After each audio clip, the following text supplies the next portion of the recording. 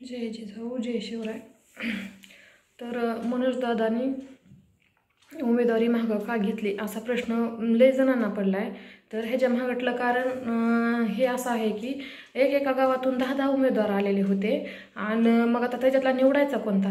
बरं, सगळ्यांनी सहकार्य पण भरपूर केलेलं होतं, एका चढीत एक असं सगळ्यांनी सहकार्य केलं होतं।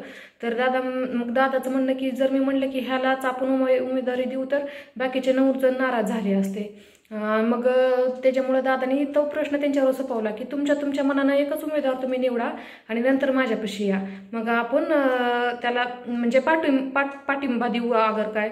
तर मग तरी पण तसं झालं नाही की एकच उमेदवार आला नाही। मग दादाचं म्हणणं आलं की सगळ्या लोक नाराज करण्यापेक्षा आपण लढण्यापेक्षा पाडलेलंच बरं, असं दादाचं म्हणणं आलं।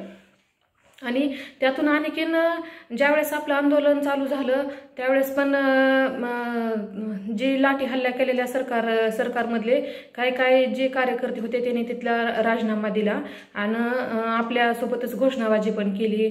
झालं तर आता उमेदवारीचे फॉर्म पण त्यांनी भरले होते। मग बार्शीतला आमदार आहे राजाभाऊ राऊत म्हणून, तर त्याचा कार्यकर्ता पण एक आलेला होता, लिंगायत समाजाचा होता तो, मग त्यानं पण आलेला होता। तर त्याचा पण फॉर्म 2 नंबरला होता। तर मग की असे म्हणजे नेमकं कोण उद्देशानं येतंय अगर कसं काय करतंय ह्याचा जास्त एवढा अंदाजा लागत नव्हता।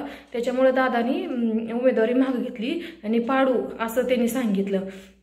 कारण की आता टीका करणारे तर म्हणतातच की उभाच राहायला पाहिजे, हे असंच करायला पाहिजे तसंच करायला पाहिजे। पण कसं की ज्यावेळेस आपल्यापाशी हरण्यासारखं असं आपल्याला जर मनाला वाटत असेल त्यावेळेस आपण 2 पाऊल मागं घेतलेलं चांगलं। आणि आपल्याला काय पाडायचं तर आहे, लढायचं तर आहे, फक्त आपला हेतू काय की आपल्याला आरक्षण पाहिजे ना। मग त्यापेक्षा पाडूत आपण आणि आरक्षण घेतल्याशिवाय तर मागं सरकायचंच नाही। सरकार कोणतं पण येऊ द्यावं, ज्यावेळेस आपण संघर्ष केल्याशिवाय आपल्याला आरक्षण तर भेटणारच नाही। पण आपल्यावर लाठी हल्ला केला, आपल्यावर भरपूर असं ज्या म्हणजे महिला बहिणी बघितल्या नाहीता, काय नाहीता, त्याच्यामुळं का लाठी हल्ला केला, गोळीबार केला, इतकी आपण आरक्षणासाठी किती हे केलोय मागितलं आपण सातत्यानं, तरी पण त्या सरकारनं दिलं नाही। मग ह्या कितीतरी लोकांनी आत्महत्या केल्या, कितीतरी विद्यार्थ्यांनी आत्महत्या केल्या।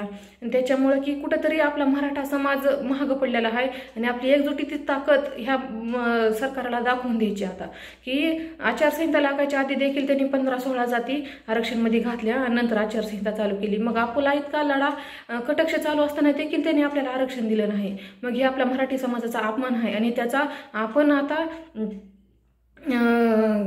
त्याचा धडा त्यांना शिकवलाच पाहिजे आणि आपण एकजुटी आता दाखवलीच पाहिजे।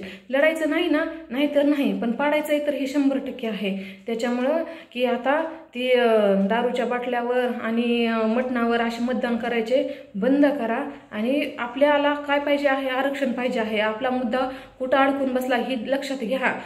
आता शहर वस्तीला कसं होईल की हॉटेलमध्ये इकडं तिकडं ती पार्ट्या तशा चालू राहते, आणि ग्रामीणमध्ये शेतात बकरे झालं तर परत दारूच्या बाटल्या वगैरे ह्याच्यावर मतदान करायचं आता बंद करा।